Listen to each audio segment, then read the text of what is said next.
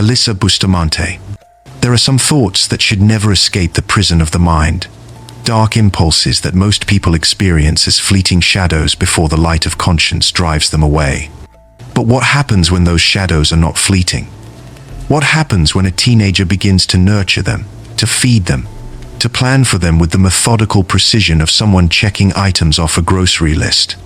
In the fall of 2009, in a quiet Missouri neighborhood where children played in yards and neighbors waved to each other from their porches, a 15-year-old girl was writing in her diary about a desire so twisted that it defied comprehension. She wanted to know what it felt like to kill someone, and she was determined to find out. Alyssa Bustamante was born on January 28, 1994, in Cole County, Missouri, into a family fractured by addiction and incarceration before she even understood what those words meant. Her parents, Cesar Bustamante and Michelle, were teenagers themselves, both drowning in drug abuse and criminal behavior.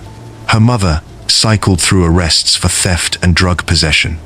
Her father was violent and unstable, and in 2002, when Alyssa was only 7 years old, he was sentenced to 10 years in prison for assault. With both parents unable to provide even the most basic care, Alyssa and her 3 younger siblings were placed with their maternal grandparents, Gary and Karen Brooke. The Brookes offered something Alyssa had never experienced: stability. Karen was a devoted member of the Church of Jesus Christ of Latter-day Saints, and she raised the children with structure, discipline, and mandatory attendance at church services. For some children, this kind of intervention might have been a lifeline, but for Alyssa, it seemed only to deepen the darkness growing inside her. By the time she turned 13, Alyssa had begun cutting herself with razor blades, carving words into her own flesh in a desperate attempt to externalize the pain she felt inside. In September 2007, her grandparents discovered her unconscious in the bathroom. She had overdosed on Tylenol and carved the word hate into her abdomen.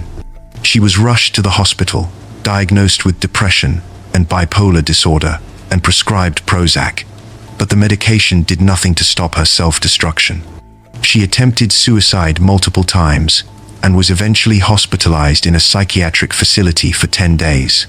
By 15, her body was covered with over 300 scars. Her online presence became a disturbing window into her psyche. On YouTube and MySpace, she listed her hobbies as cutting and killing people. In one video, she filmed herself touching an electric fence and then encouraged her younger twin brothers to do the same, laughing as they screamed in pain. Teachers, classmates, and even friends began to notice her fascination with violence, but no one stopped what was coming. On October 21, 2009, Alyssa Bustamante decided that the time had come to act on her darkest fantasy. She dug 2 graves in the woods near her home, covering them with leaves and branches. One grave was a decoy, the other was a tomb waiting for a victim. That evening, 9-year-old Elizabeth Alton, who lived just 4 houses away, asked her mother if she could go outside to play. Elizabeth's mother agreed, and the little girl walked down the street to see if Alyssa's younger sister could come out. Alyssa saw her, and Alyssa knew exactly what she was going to do. Alyssa lured Elizabeth into the woods under the pretense of showing her something interesting. Once they were alone and out of sight, Alyssa strangled the child, stabbed her repeatedly, and slit her throat.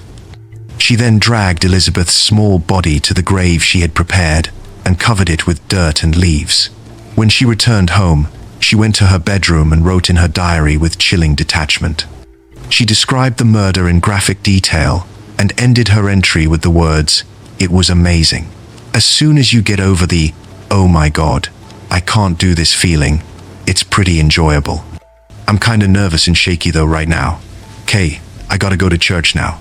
Elizabeth's mother reported her missing that same evening. A massive search was launched, involving hundreds of volunteers, police officers, and search dogs. Alyssa joined the search efforts, walking through the woods and pretending to look for the child she had murdered hours earlier. Investigators quickly became suspicious of her. When they questioned her, Alyssa initially claimed she had seen Elizabeth walking in the direction of their neighborhood, but had not interacted with her. But her story kept changing. Police obtained a search warrant for the Brook home and discovered Alyssa's diary. The entry from October 21st revealed the horrifying truth. Alyssa confessed and led police to Elizabeth's grave. Alyssa Bustamante was charged as an adult with first-degree murder and armed criminal action. Her defense attorneys argued that her traumatic childhood, untreated mental illness, and the effects of Prozac on adolescent brains had driven her to commit the crime. Prosecutors painted a very different picture.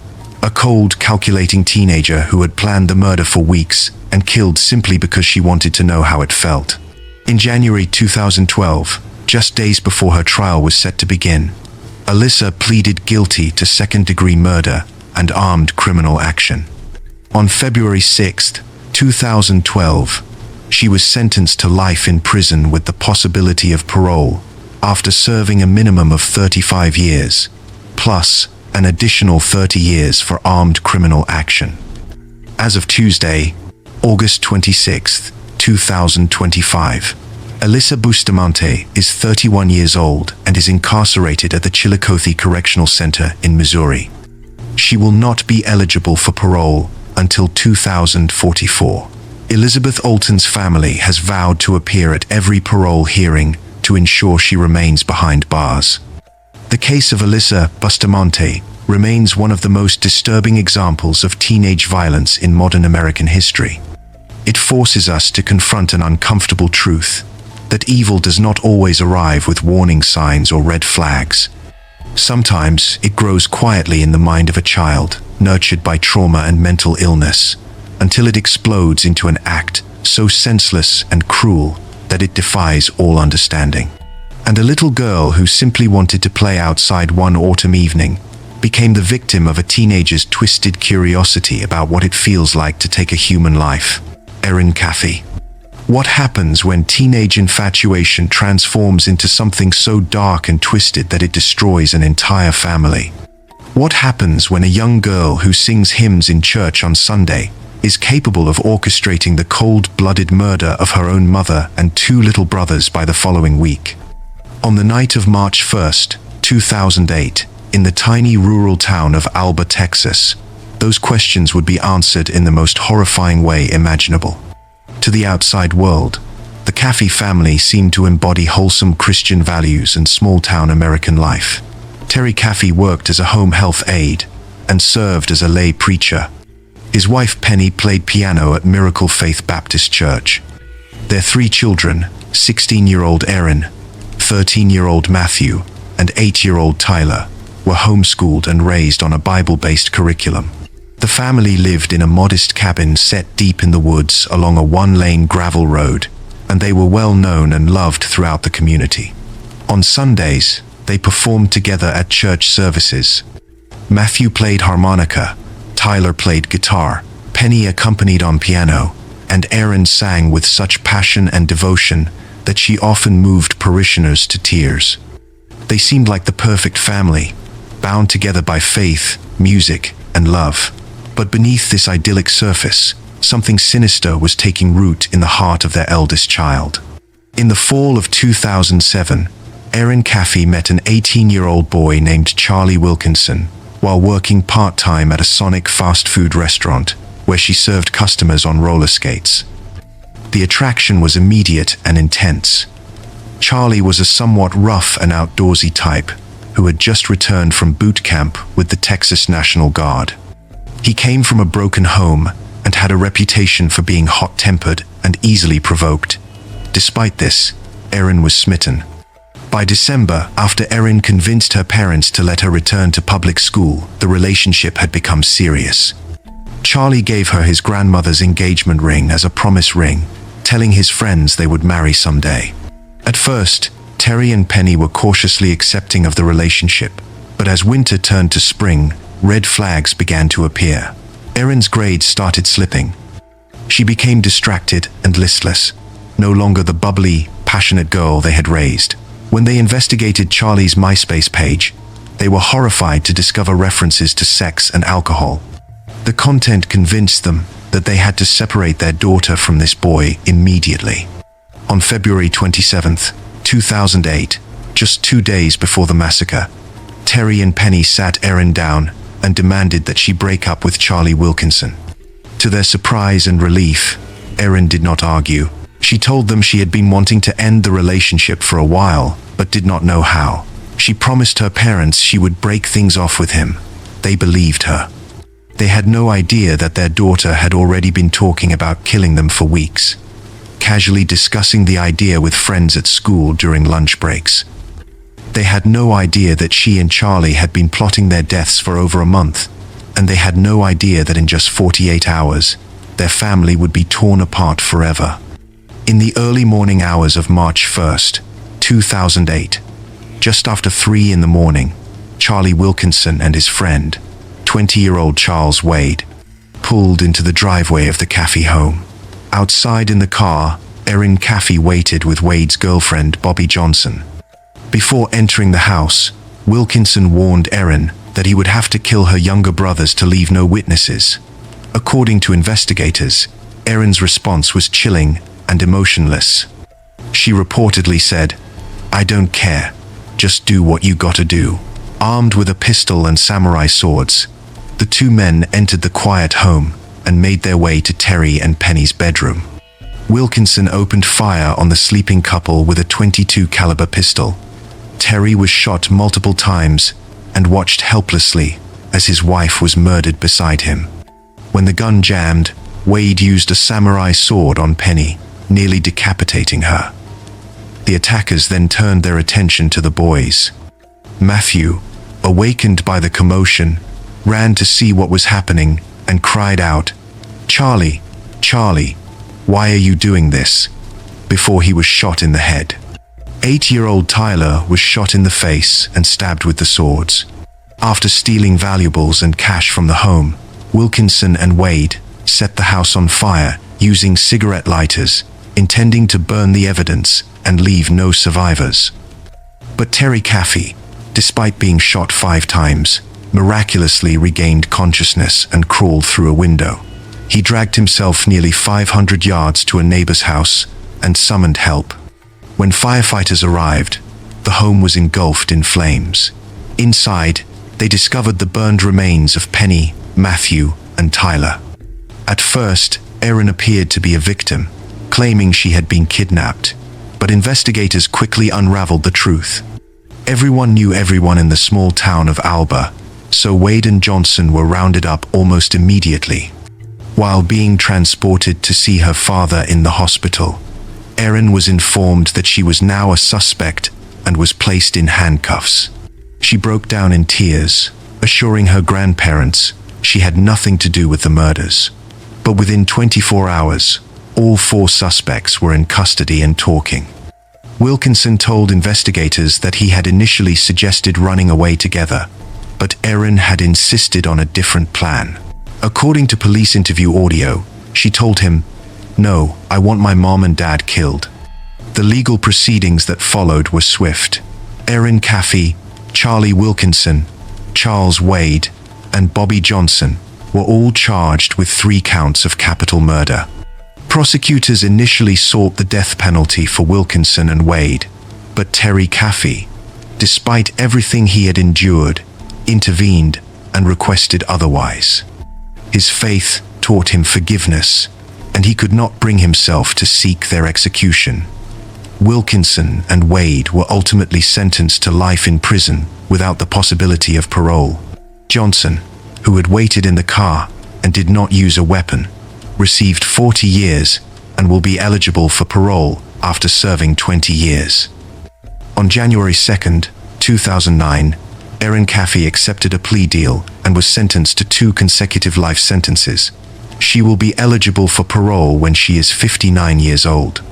To this day, Erin Caffey maintains her innocence, insisting to anyone who will listen that the murders were not her idea, and that she tried to run away from Wilkinson the night of the attack, but was forced to wait in the car. Her father, Terry Caffey, remarkably and controversially, believes her. Despite the overwhelming evidence, despite the testimony of multiple witnesses, Despite the police recordings, he has maintained a relationship with his daughter and visits her in prison. He has remarried and now has 4 children with his new wife. He travels the country, sharing his story of tragedy, survival, and forgiveness, speaking at over 600 public schools and 800 churches.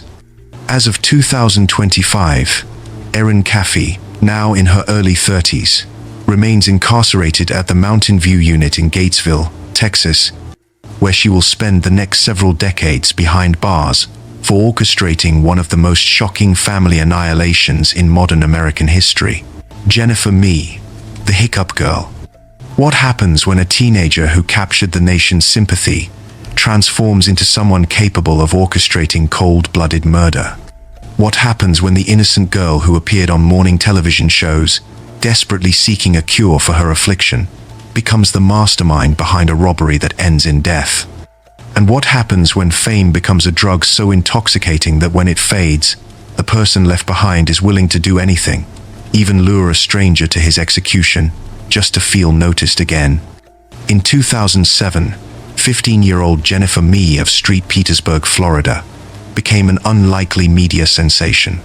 She developed a mysterious and uncontrollable case of the hiccups that refused to stop.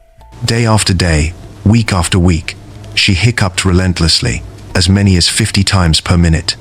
For 5 consecutive weeks, the bizarre medical mystery captivated the nation. She appeared on NBC's Today Show multiple times, on Inside Edition, and on countless other national television programs.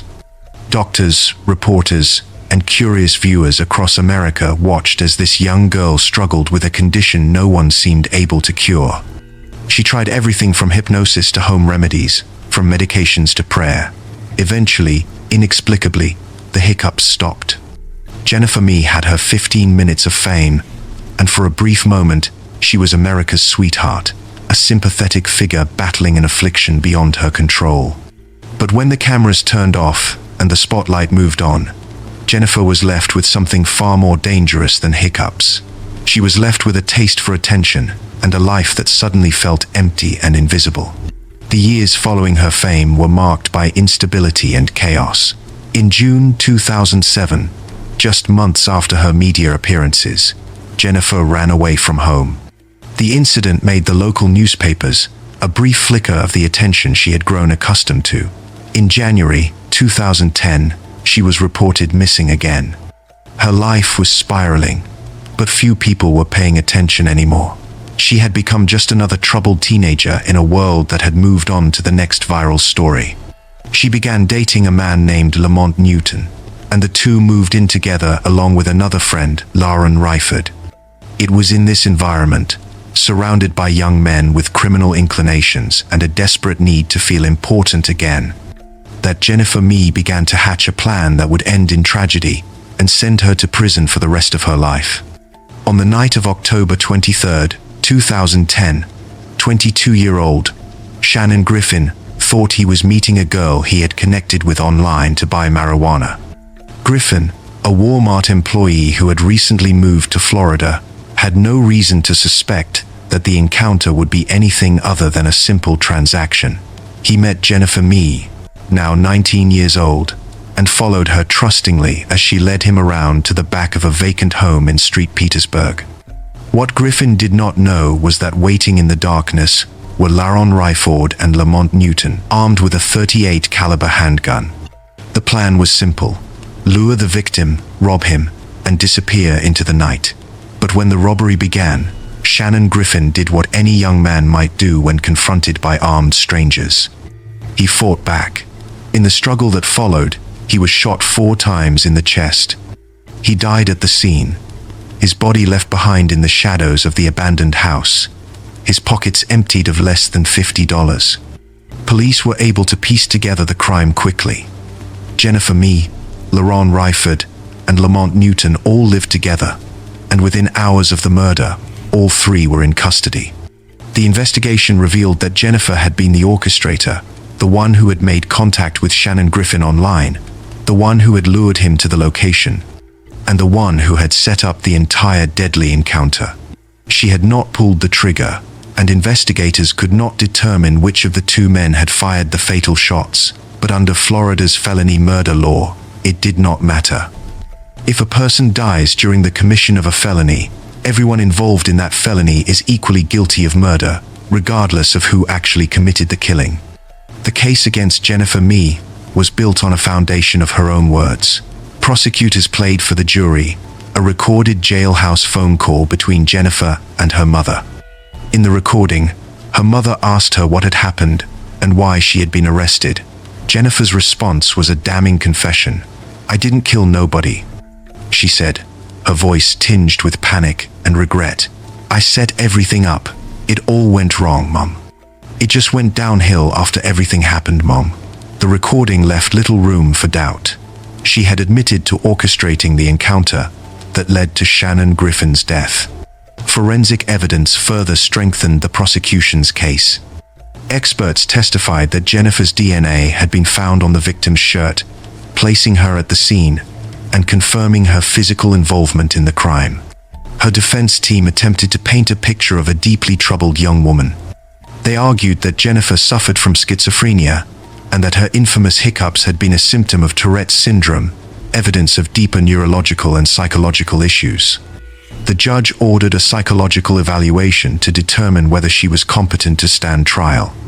The evaluation concluded that while Jennifer's intelligence was assessed as low normal, and she did suffer from mental health issues, she was indeed competent to stand trial and fully aware of the nature and consequences of her actions. The insanity defense was not going to save her. The trial of Jennifer Mee was a media spectacle, though this time the coverage was far less sympathetic than it had been when she was the innocent Hiccup Girl of 2007. In September 2013, after 5 days of testimony and 4 hours of deliberation, the jury returned with their verdict. Jennifer Mee was found guilty of first-degree felony murder. Some of the jurors were seen crying as the verdict was read, but all 12 had agreed. As the words "guilty" echoed through the Clearwater courtroom, Jennifer wept openly, holding her head in her hands. She sobbed even harder as Judge Nancy Moatley explained that under Florida law, there was only one possible sentence for first-degree murder: life in prison without the possibility of parole. There would be no second chances, no redemption arc, no future beyond the prison walls. Jennifer Mee was 22 years old, and her life was effectively over. Her co-defendants faced the same fate. Laron Ryford was convicted of first-degree murder in August 2013, and also sentenced to life in prison without parole. Lamont Newton, her boyfriend at the time of the crime, was later convicted and received the same sentence. All three would spend the rest of their lives behind bars for a robbery that netted less than $50 and cost Shannon Griffin everything. As of 2025, Jennifer Mee remains incarcerated in Florida, where she will spend the remainder of her life. Her story is a tragic descent from media darling to convicted murderer, a cautionary tale about the dangers of fleeting fame and the choices we make when the spotlight fades. The girl who once hiccuped her way into America's heart is now remembered not for her medical mystery, but for her role in a senseless killing that destroyed 2 families and left a young man dead for pocket change. Sarah Kolb and Corey Gregory. Jealousy is a poison that can consume even the youngest hearts. But when does teenage rivalry cross the line from petty drama into something truly monstrous? When does the desperate need to control your social circle transform into a willingness to destroy a human life? On January 21, 2005, in the parking lot of a Taco Bell in Moline, Illinois, those questions would be answered with horrifying clarity.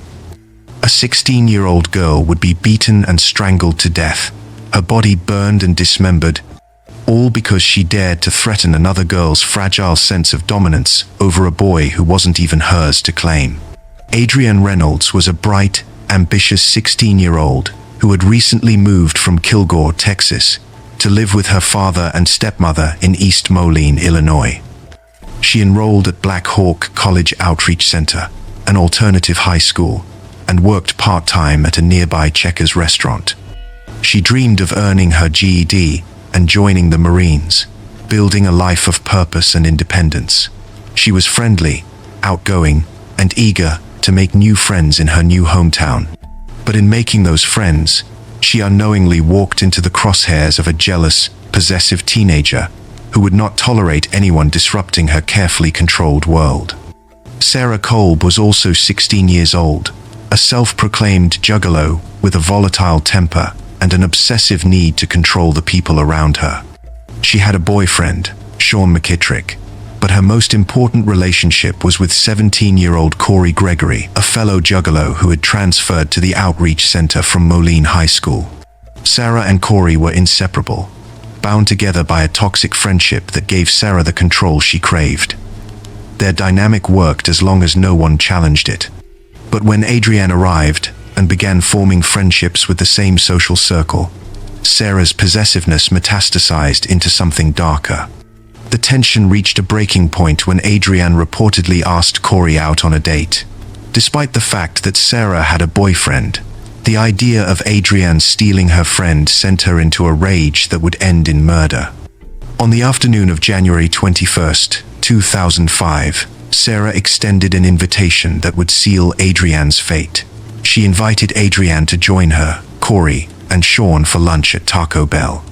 Adrienne, unsuspecting and eager to smooth over any tensions, happily agreed. The four teenagers piled into Sarah's red Geo Prism, with Sarah driving, Adrienne in the passenger seat, and Corey and Sean in the back. On the drive to the restaurant, Sarah verbally confronted Adrienne, demanding that she back off from Corey. Adrienne, defiant and unaware of the danger, refused to be intimidated. She told Sarah she would do as she pleased.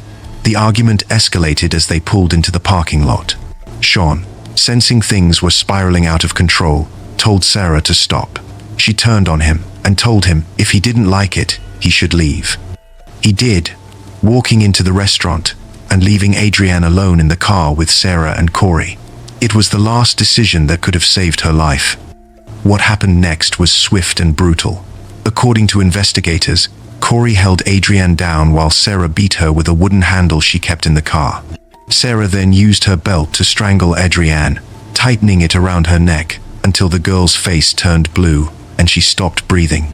They had murdered her in broad daylight, in a fast food parking lot, and now they had to dispose of the body. Sarah and Corey drove Adrienne's lifeless corpse to Sarah's grandparents' farm in Aledo, Illinois, where they attempted to burn her body with gasoline. But after several hours, the body refused to fully burn. Panicking, they recruited another friend, 16-year-old Nathan Goddard, to help them finish the job. Together, the three teenagers dismembered Adrienne's remains, disposing of parts of her body at Black Hawk State Historic Site and in Millersburg. Adrienne's parents reported her missing when she failed to show up for work at Checkers. Initially, Sarah told investigators she had simply dropped Adrienne off at McDonald's after lunch. But Corey's conscience got the better of him. On January 26, 2005, just 5 days after the murder, he confessed to authorities and led them to Adrienne's remains. The discovery of her dismembered body sent shockwaves through the community. On February 1, 2005, Sarah Kolb and Corey Gregory were both charged with 2 counts of first-degree murder and concealment of a homicide. Nathan Goddard was charged with concealment of a homicide as a juvenile. The trial of Sarah Kolb was one of the most sensational in Illinois history. Her first trial ended in a mistrial after 15 hours of deliberation when the jury could not reach a unanimous verdict. 11 jurors voted for conviction, but 1 held out. At her retrial on February 6, 2006, in Dixon, Illinois, Sarah was convicted on all counts. The prosecution introduced her own journal as evidence, including an entry written the day before the murder, in which she mentioned Adrienne and wrote that she would kill her. Over 50 witnesses testified, including Nathan Goddard, who calmly described to the jury how he had dismembered Adrienne's body. Sarah was sentenced to 48 years in prison for murder and an additional 5 years for concealment of a homicide, for a total of 53 years behind bars. Corey Gregory, who pleaded guilty to all charges, was sentenced to 40 years for murder and 5 years for concealment, for a total of 45 years. Nathan Gaudette, who was charged as a juvenile, pleaded guilty and was sentenced to 5 years. He was released from juvenile detention on November 11, 2008, after serving almost 4 years. On April 16, 2012, at the age of 23, Nathan died in a fiery automobile crash in Indiana when his vehicle struck a tree. As of 2025, Sarah Kolb, now in her mid-30s, remains incarcerated in Illinois with a projected parole date of July 18, 2053.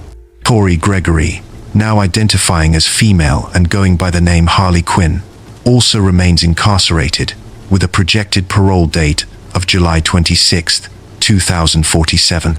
The murder of Adrienne Reynolds remains one of the most shocking cases of teenage violence in American history.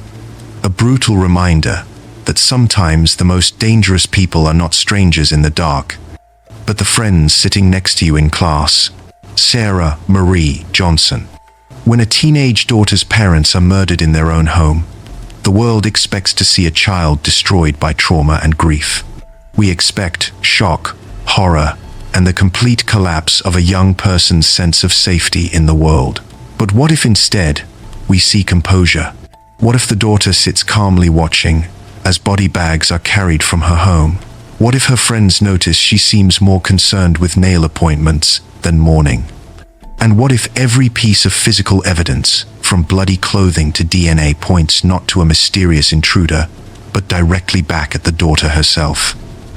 On the morning of September 2, 2003, in the affluent resort town of Bellevue, Idaho, just outside Sun Valley, Sheriff Walt Femling responded to what would become the most disturbing crime scene of his career.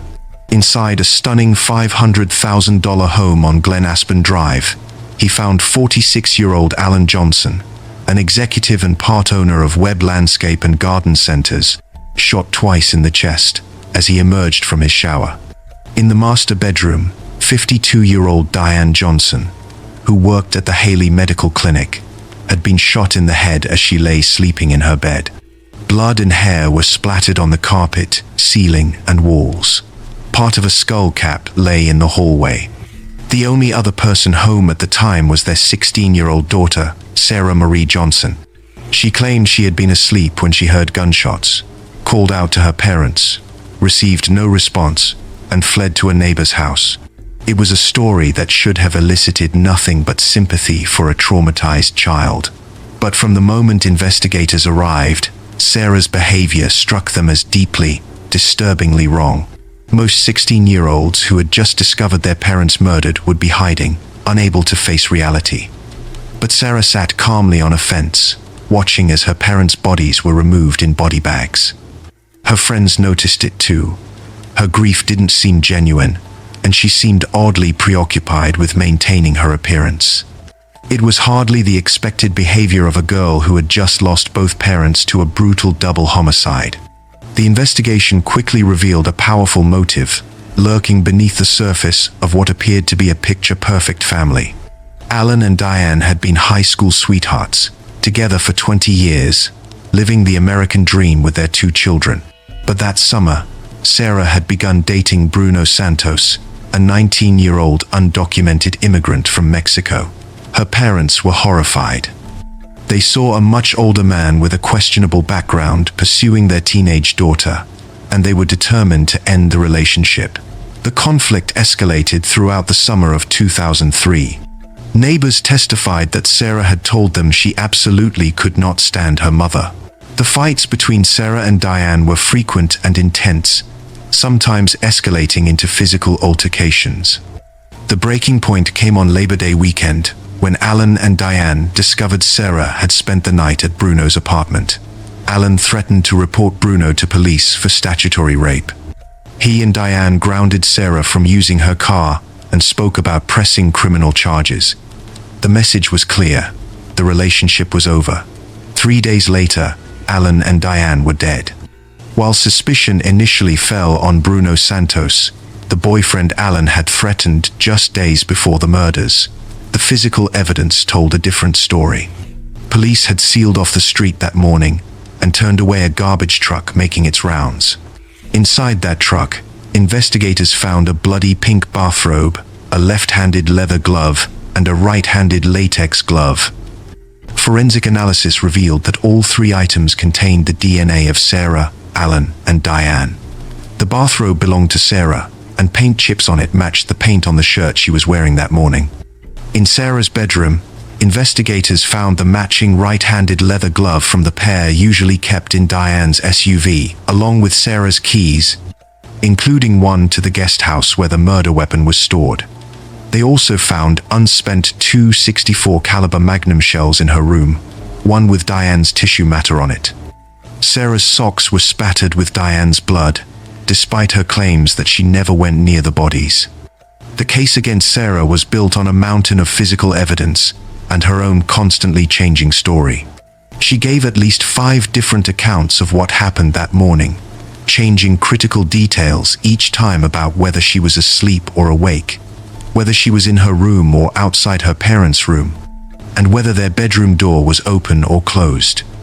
Bruno Santos was cleared as a suspect and called as a witness for the prosecution. Jailhouse inmates testified that Sarah had freely discussed her rocky relationship with her parents and her particular hatred of her mother. One inmate, Francis Gonzalez, testified that Sarah admitted to the killings, though other inmates said she never made such a direct confession. The trial was a media sensation. Prosecutors presented the overwhelming physical evidence: the DNA, the bloody clothing in the garbage, the matching gloves, the ammunition in her bedroom, the footprints in the dew showing someone had walked between the main house and the guest house where the rifle was kept. They showed how Sarah knew exactly where the .264 caliber rifle used in the murders was stored. They demonstrated how every piece of evidence pointed to the same conclusion. Sarah Marie Johnson had murdered her own parents because they stood between her and the boy she loved. On March 16, 2005, the jury found Sarah Marie Johnson guilty of 2 counts of first-degree murder and use of a firearm in the commission of a felony. On June 30, 2005, Judge Barry Wood sentenced her to 2 concurrent life sentences without the possibility of parole, plus 15 years for the firearm enhancement. During her sentencing, Sarah maintained her innocence, insisting she had not killed her parents. Her story took several dramatic turns in the years that followed. Sarah's case was taken up by the Idaho Innocence Project, which argued she did not receive competent counsel and that new DNA testing techniques could prove her innocence. Multiple appeals were filed, each one arguing that the evidence was circumstantial, that the investigation was flawed, and that she deserved a new trial. Each appeal was rejected by the Idaho Supreme Court, which consistently ruled that the evidence of her guilt was overwhelming and that she had received a fair trial. As of 2025, Sarah Marie Johnson, now in her late 30s, remains incarcerated at the Pocatello Women's Correctional Center in Idaho. She continues to maintain her innocence, insisting to anyone who will listen that she did not murder her parents and that the real killer was never found. But the mountain of physical evidence, the DNA, the bloody clothing, the changing stories, and the clear motive tell a different story. Her case stands as one of the most shocking examples of parricide in American criminal history. A chilling reminder that sometimes the greatest danger comes not from strangers in the night, but from those who live under the same roof. The DeFrancisco sisters. Love can make a man do foolish things. It can make him hand over money he doesn't have to spare. It can make him ignore warning signs that would send a wiser person running. For 22-year-old Oscar Velasquez, a hard-working truck driver from Dallas who had recently moved to Chicago with dreams of building a better life, love made him trust 2 teenage sisters who saw him not as a person, but as prey. In the spring of 2000, Oscar believed he had found something real with 17-year-old Regina DeFrancisco from the Pilsen neighborhood. He didn't know she was already deeply involved with another man, a Latin Kings gang member. He didn't know that when her younger sister Margaret called asking for bail money, it was all an elaborate con. and he certainly didn't know that by early June, the sisters had decided his usefulness to them extended only as far as the cash in his wallet and the Camaro Z28 sitting in his driveway. The fire was reported just after dusk on June 6, 2000. Flames licked the air in a vacant lot on Chicago's South Side, and when firefighters extinguished the blaze, they discovered something that would launch one of the city's most disturbing murder investigations. Wrapped in flowery bed sheets and doused with nail polish remover, the charred remains of an unidentified Hispanic male lay smoldering on the ground. He had been shot execution style in the back of the head. The brutality was stunning, the disregard for human life absolute. Oscar Velasquez's body had been dumped and burned like garbage, his killers so confident in their plan that they believed the flames would erase all evidence of their crime. They were wrong. And within days, investigators would learn that the two people responsible for this calculated murder were not hardened criminals or gang enforcers, but two teenage girls from a working-class neighborhood who had killed a man for $600. Oscar Velasquez had met Regina de Francisco in April 2000 when he gave her a ride home, a simple act of kindness that would ultimately cost him his life.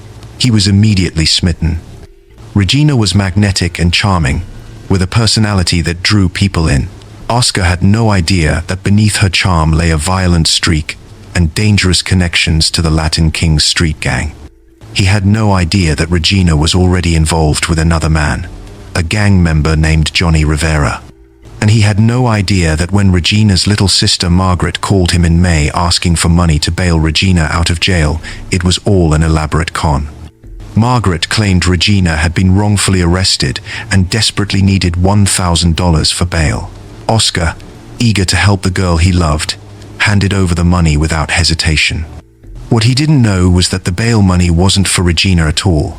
It was for Regina's other boyfriend, and the De Francisco sisters had just scammed him out of $1,000.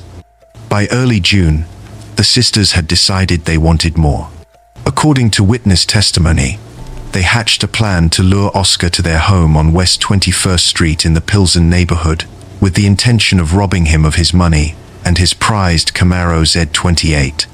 On the afternoon of June 6, 2000, Regina called Oscar and invited him over. Their friend Veronica Garcia was also at the house, and she had brought a .38 caliber semi-automatic pistol that belonged to her boyfriend, believing the gun would be used to scare Oscar during a robbery. What happened next would turn a robbery into a murder.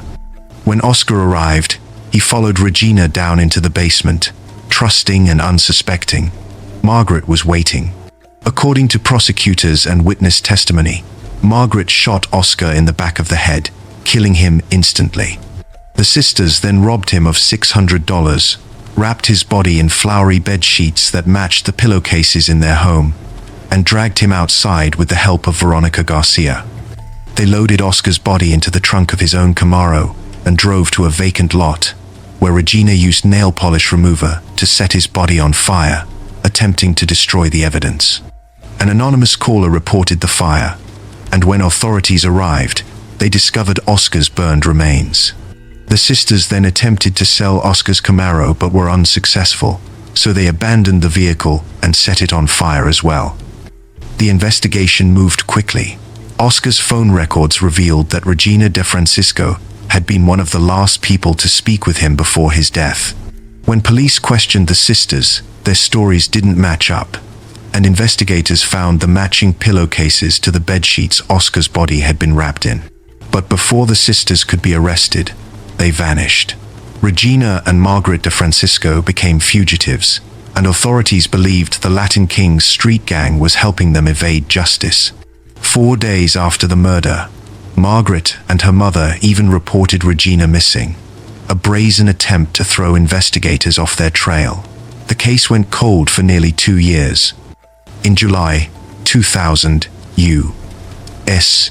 Marshals joined the hunt, and the case was featured on America's Most Wanted. The first airing yielded no leads, but when the episode re-aired in March 2002, authorities finally got a break.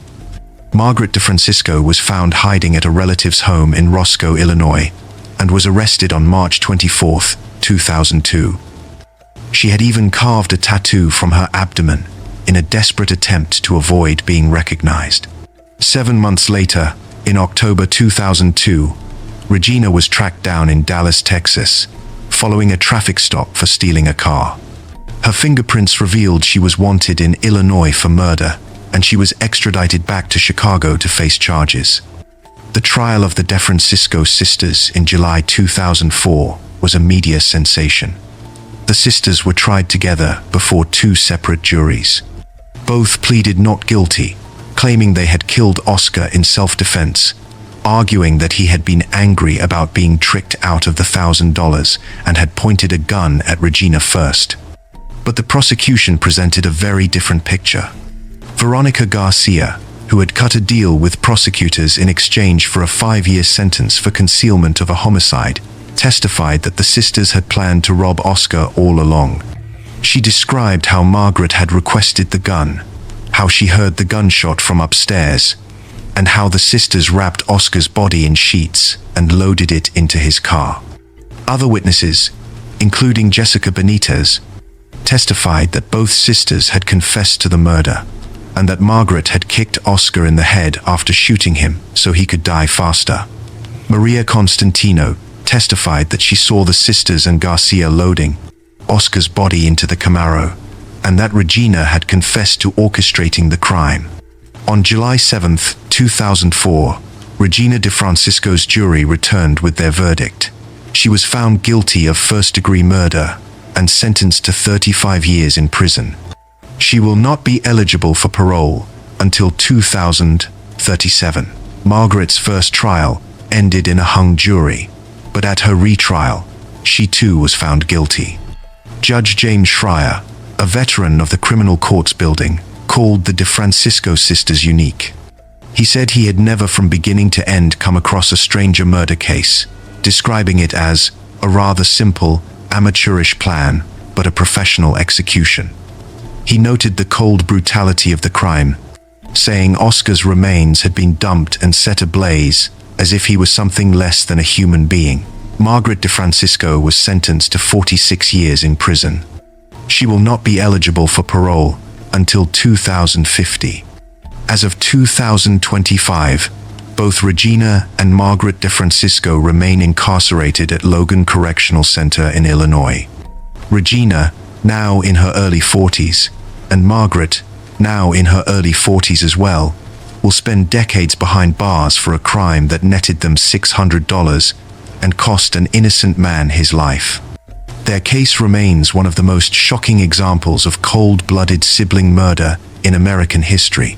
A chilling reminder that sometimes the deadliest predators are the ones who smile and ask for help. Ashley Paige Benton.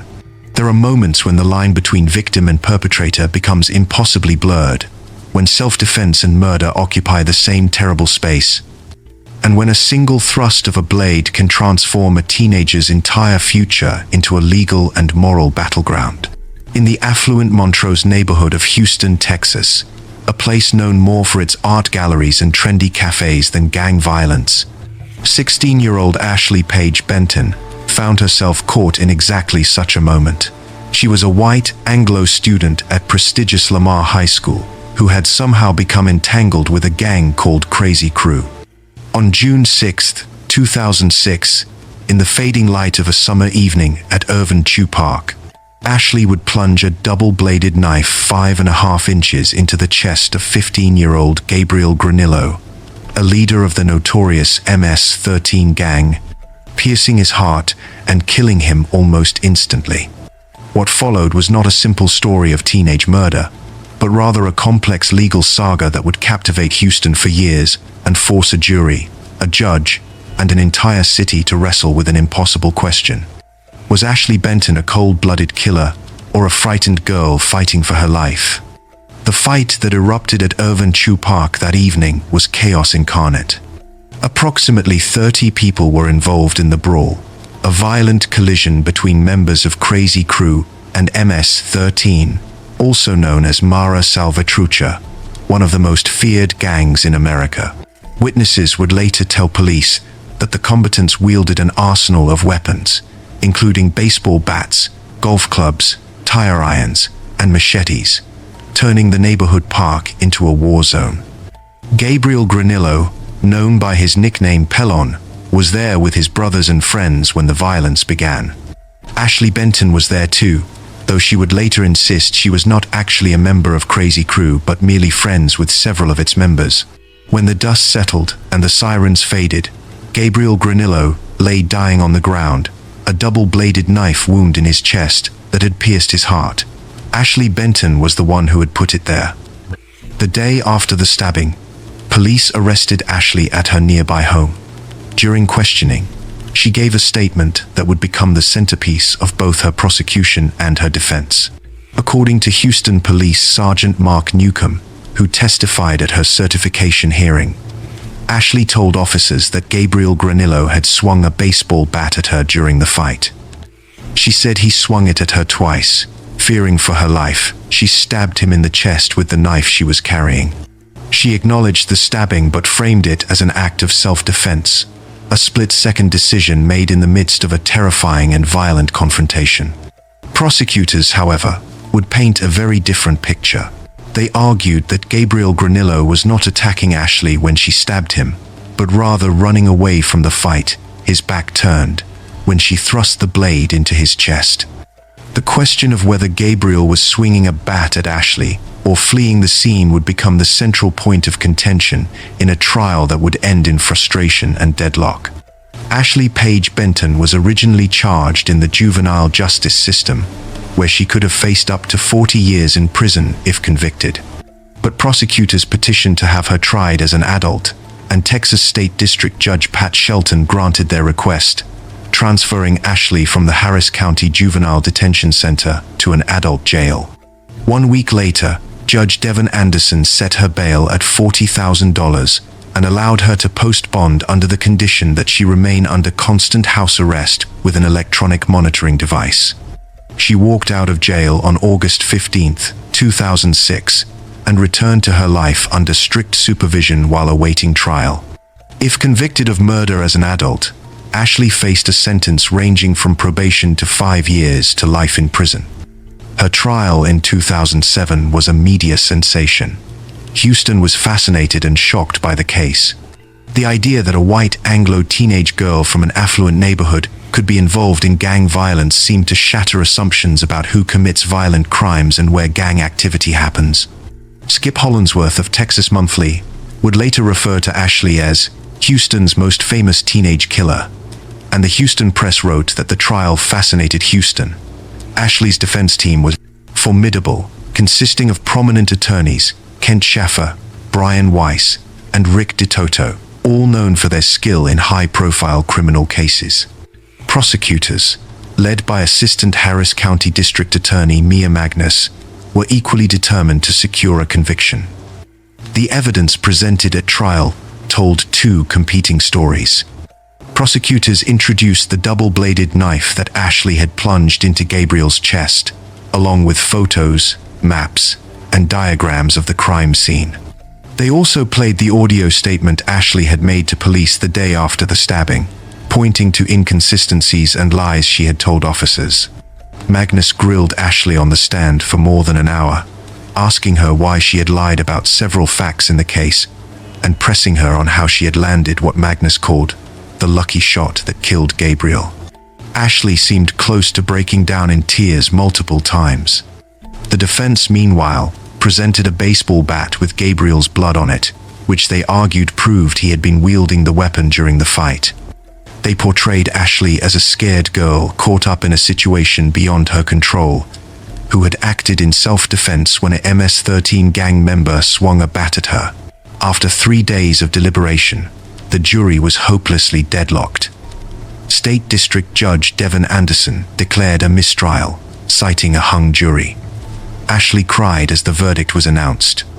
One of the jurors broke down in tears as well. According to defense attorney Brian Weiss, the jury had been deeply divided. 1 juror voted not guilty across the board. 5 voted guilty of murder. 6 voted guilty only of the lesser charge of possession of a prohibited weapon, a Class A misdemeanor. The jury had asked the court several questions during deliberations. including clarification on when they should put themselves into Ashley's shoes, a critical legal question when determining self-defense.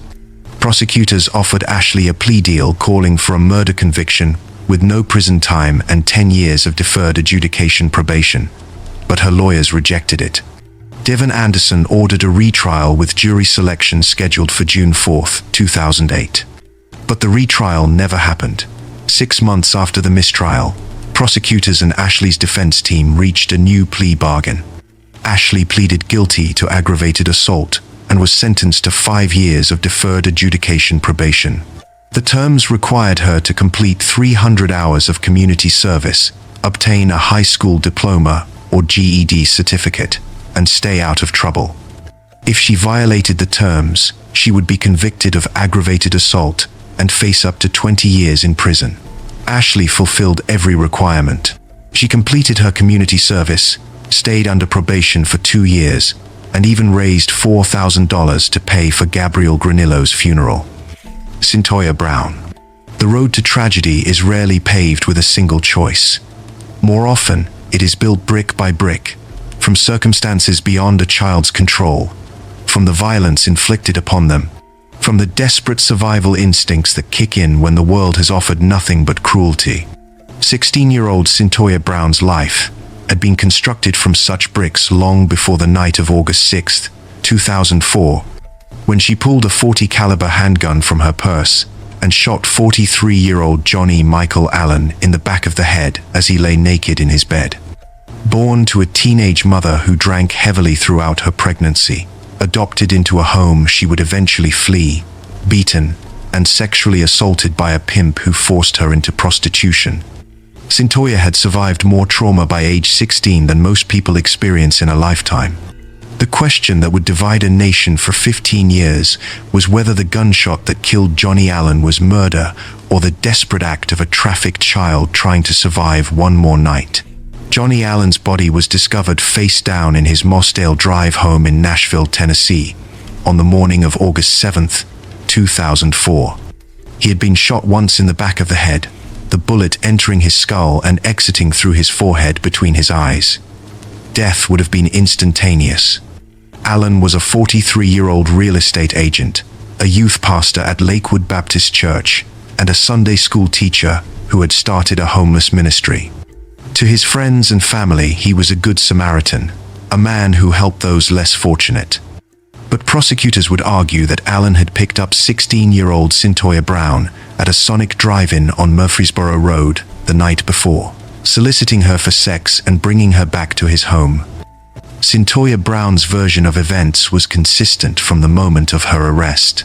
She told police that at the time of the murder, she was living in a hotel with a man she called Cutthroat, who had forced her into prostitution and subjected her to brutal physical, sexual, and emotional abuse.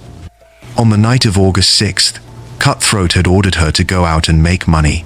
Allen approached her at the Sonic, asked if she was hungry and if she was up for any action, and offered to take her to his house.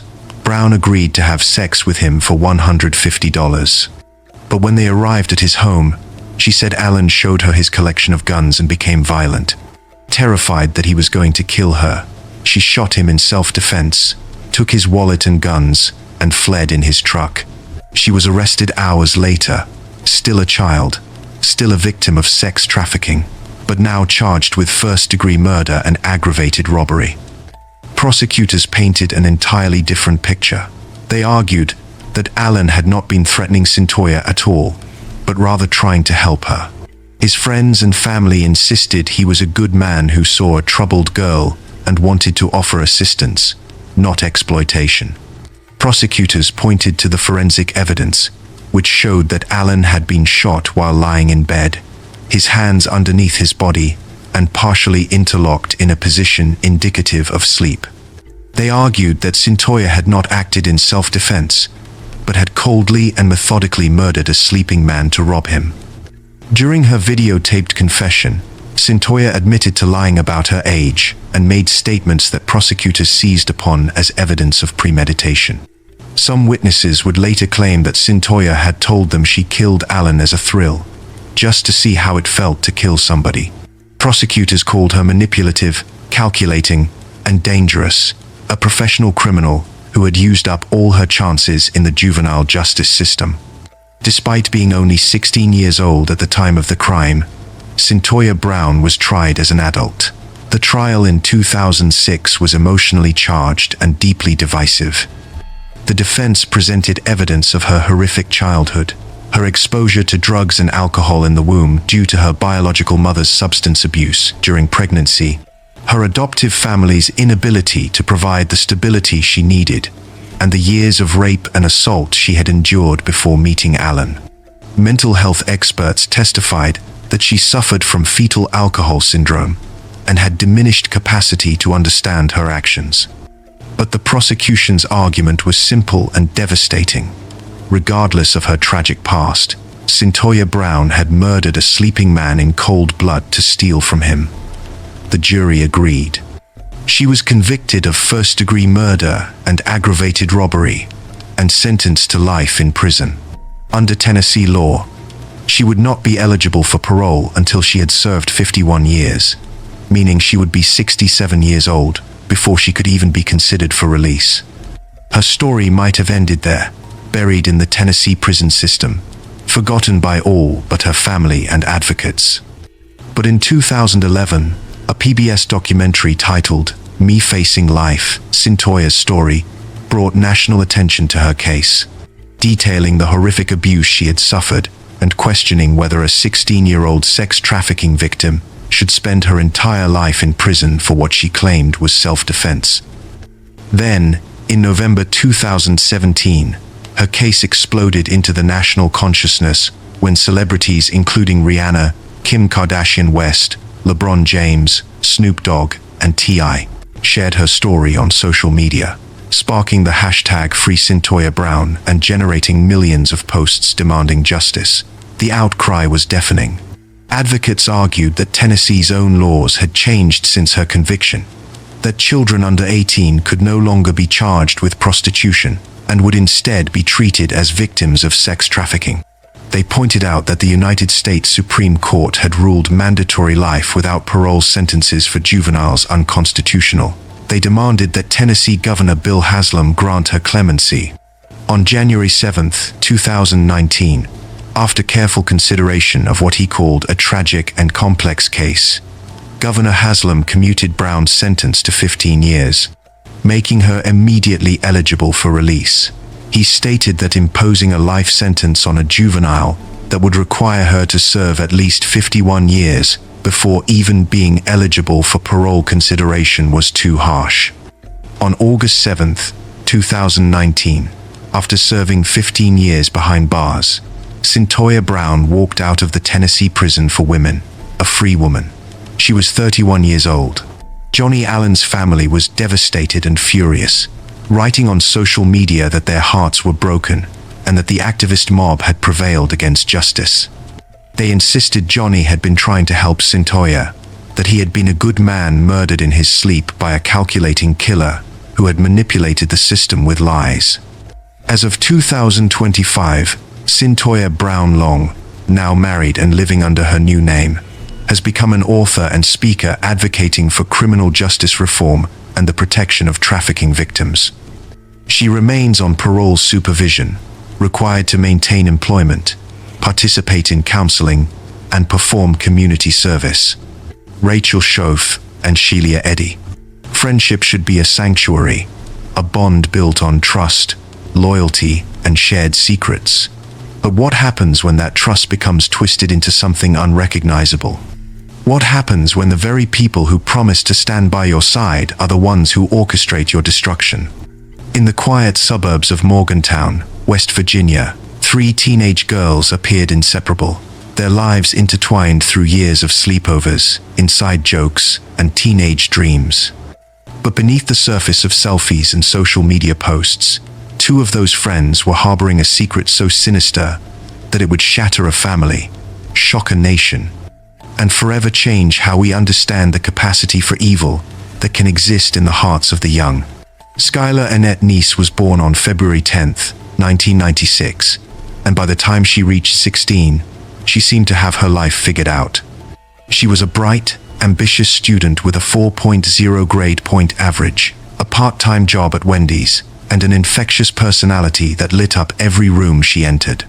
She was the only child of Dave and Mary Neese, who described their daughter as bubbly, loyal, and deeply loved. Skylar had two best friends she trusted completely: Sheila Eddy, whom she had known since they were 8 years old, and Rachel Schoaf, whom she had met in high school. The three girls were constantly together, sharing everything from school gossip to their deepest fears. To the outside world, they were the picture of teenage friendship. But unknown to Skylar, her two closest friends were about to betray her in the most horrific way imaginable. On the night of July 5th, 2012, Skylar returned to her family's Star City apartment after working a shift at Wendy's. Just after midnight, she was seen on surveillance footage, sneaking out of her apartment and climbing into the back seat of a car driven by Sheila Eddy, with Rachel Schoaf in the passenger seat. The girls drove to a remote location in Brave, Pennsylvania, a spot all three were familiar with because they had been there before to smoke marijuana. Skylar had no reason to suspect anything was wrong. She trusted these girls with her life. But that trust was about to be brutally shattered. In the trunk of the car, Eddy and Schoaf had hidden cleaning rags, bleach, wet wipes, a shovel, and a clean change of clothes for each of them.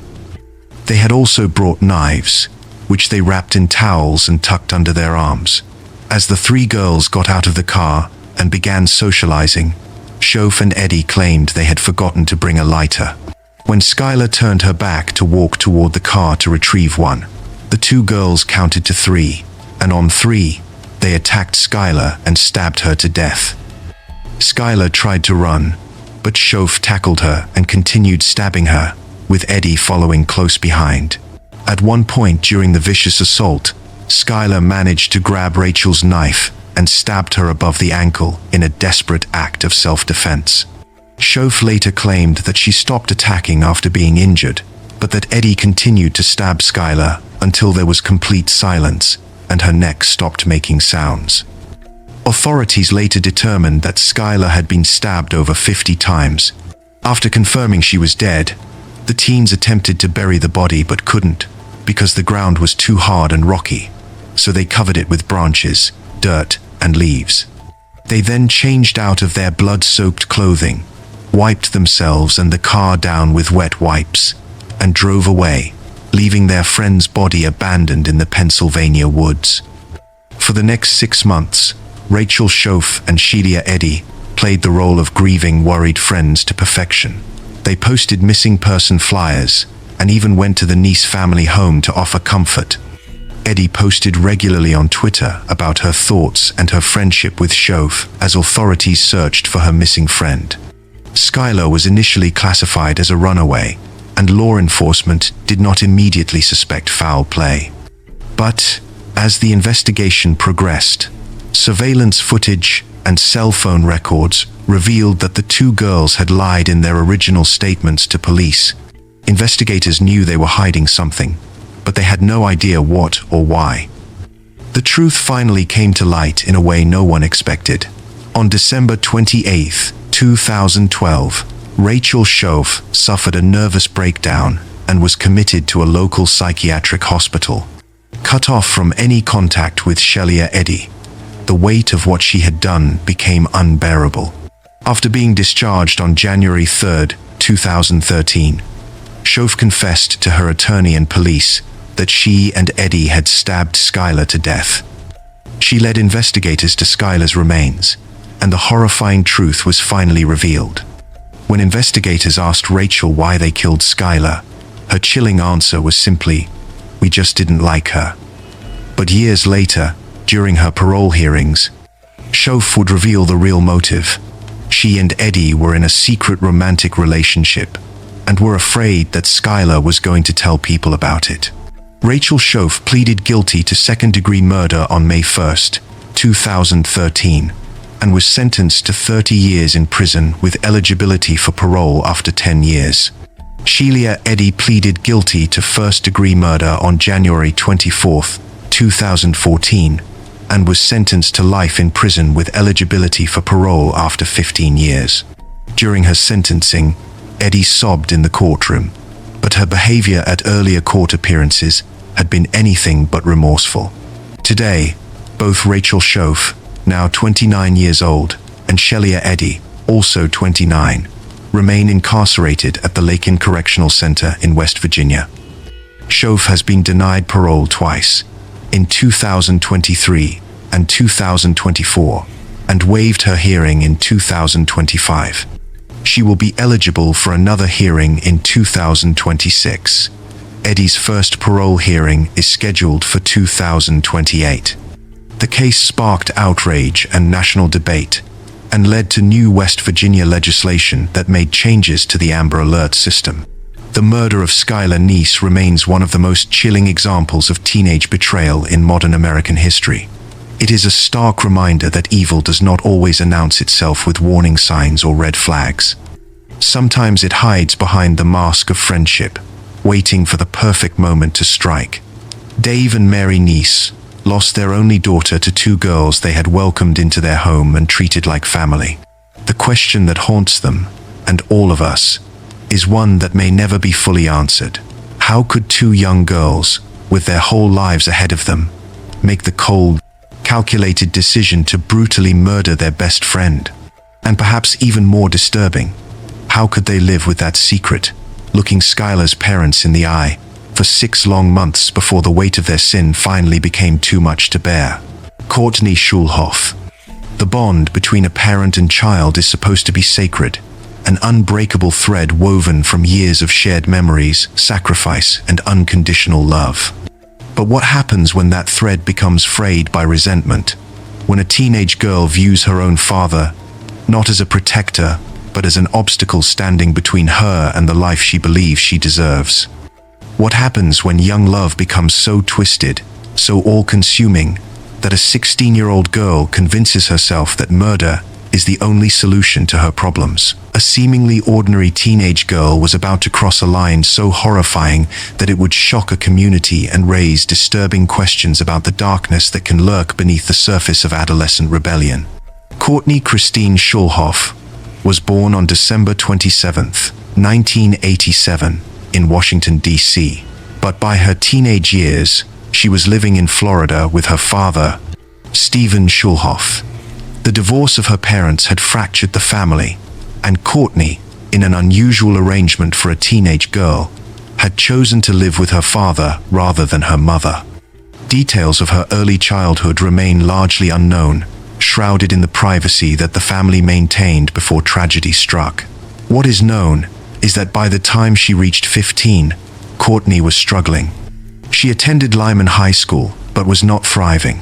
Her grades were poor, her participation in class minimal, and eventually she dropped out altogether to pursue her GED. But it wasn't academics that consumed Courtney's attention. It was a man 5 years her senior, a convicted felon, and a relationship that would set her on a path to destruction. Courtney met Michael Morin at a dog race track across the street from her high school when she was just 15 years old. Morin was 20 years old and on probation for car theft after stealing his father's car. To Courtney, he represented everything she craved: freedom, excitement, and escape from the disappointments of her life. To her father, Stephen, Morin was a dangerous influence, a criminal who had no business being anywhere near his teenage daughter. Stephen Schulhoff made his disapproval crystal clear. He forbade the relationship and did everything in his power to keep them apart. But his efforts only seemed to push Courtney further into Morin's arms. Morin would slip into the Schulhoff apartment through Courtney's bedroom window at night, defying her father's orders and continuing their secret romance. The more Stephen tried to control the situation, the more Courtney resented him. The relationship between father and daughter, once strained but functional, began to deteriorate into something dark and toxic. Courtney was also angry that her father had cut off her access to credit cards. Stephen Schulhoff had been struggling financially. His mortgage payments had fallen far behind, and in an effort to reduce expenses, he moved the family out of their home and into a smaller apartment in Altamonte Springs. Many of Courtney's friends said she was deeply unhappy with the move. The combination of financial strain, her father's restrictions, and his refusal to accept her relationship with Morin created a toxic brew of resentment and rage. And in Courtney's increasingly distorted teenage mind, there was only one solution. Her father had to die. On the night of February 9th, 2004, Courtney and Morin had spent the day like any other young couple, watching a double feature movie at the cinema. But when they returned to the Schulhoff apartment in the early morning hours of February 10th, their plans took a horrifying turn. Courtney told investigators that her father had beaten her on February 9th, which she claimed prompted her and Morin to come up with a plan to kill him. Whether this claim was true or simply a justification for the unspeakable act she was about to commit remains unclear. What is certain is that while her father was asleep, Courtney placed an aluminum baseball bat outside his bedroom door. It was a signal, an invitation, a weapon left deliberately for the man she claimed to love. Morin told police that he grabbed the bat and blacked out after that. He said the next thing he remembered was standing there with blood on his clothing, but prosecutors believed otherwise. They argued that while Morin may have wielded the bat, it was Courtney who orchestrated the entire murder. In the early morning of February 10th, 2004, 48-year-old Stephen Schulhoff was beaten to death in his bed while he slept. The attack was brutal and unrelenting. When it was over, Stephen Schulhoff lay dead in his own bedroom, murdered by his daughter and the man she refused to give up. After the murder, the two teenagers tried desperately to cover their tracks. Courtney and Morin drove to a McDonald's 20 miles away in Orlando using Stephen Schulhoff's truck. Later in the afternoon, they returned to the apartment. Morin said he and Courtney had planned to take her father's body to Brevard County and throw it off a bridge. But their twisted plan never came to fruition.